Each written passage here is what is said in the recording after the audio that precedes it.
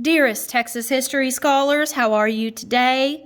We are going to take notes over the Civil War battles in Texas. Please make sure that your name is on your paper. We will be talking about the Battle of Galveston.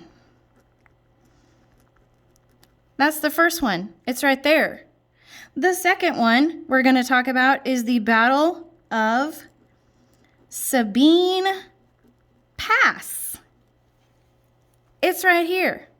The third one we're going to talk about, and the last battle of the Civil War, is the Battle of Palmito Ranch. All right, let's dive into that first one, Battle of Galveston. Number 1.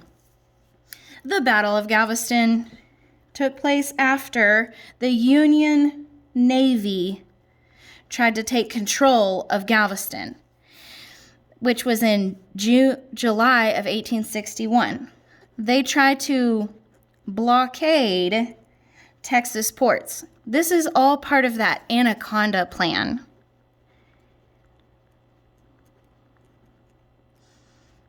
They know that this Texas port is essential to getting supplies to the Confederacy, so then the Union is going to want to cut it off as part of the Anaconda Plan. Oh my goodness. For the sake of clarity, we need to write a note over here.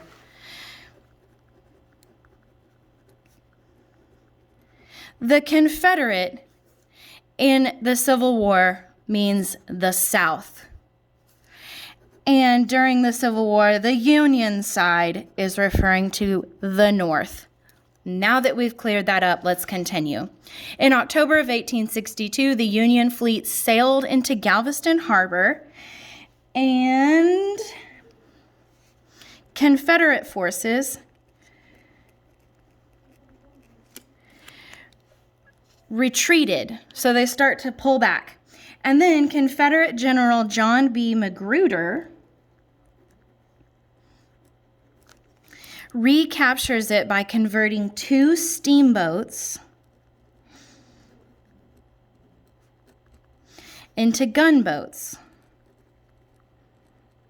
He does this by lining the sides with cotton bales, which earns the nickname Cottonclads. Later on, in January of 1863, John B. Magruder and his men they attacked Union forces in Galveston Bay, and they ended up capturing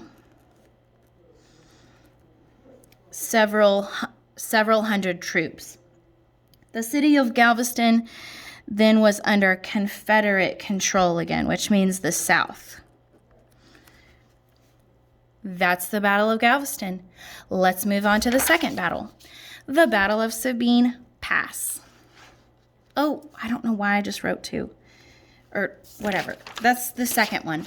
Okay, the Battle of Sabine Pass in 1863. The United States made plans to invade Texas. Again, part of the Anaconda Plan. You got to get those surrounding states in order to defeat the South. Union General William B. Franklin and 5,000 troops hoped to land an army near Sabine City.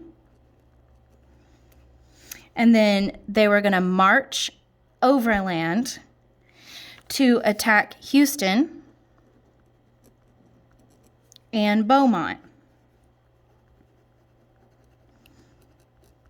Fort Griffin and Sabine Pass was guarded by Confederate Lieutenant Richard Downing and the Davis Guards. On September 8, 1863, Union soldiers attacked, but the Davis Guards fought back, making this a complete victory for the Confederacy. Again, that means the South. So the South won the Battle of Galveston, the South wins the Battle of Sabine Pass. Now our third battle, the Battle of Palmito Ranch, takes place after the surrender of Robert E. Lee. Confederate General Robert E. Lee surrendered on April 9th, 1865. But Confederate forces did not stop fighting for another month because communication was slow.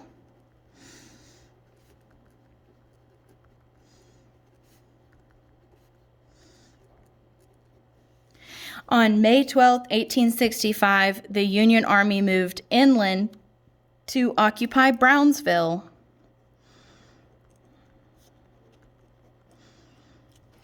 They collide with the Confederate troops led by John S. Ford, who captured over 100 Union troops.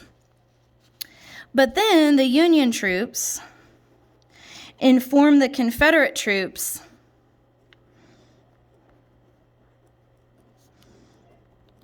that the war was over.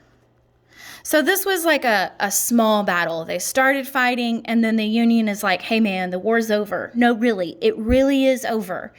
And then that's when both sides back down and the battle ends. So this doesn't end in any kind of victory because they're like, hey, the war's over, then it ends. No one actually won that battle because it's after the war is over and the North had already won. Remember that the North is the Union, and they won the Civil War in 1865. This is the meat and potatoes of our notes. Thank you. Have a great day.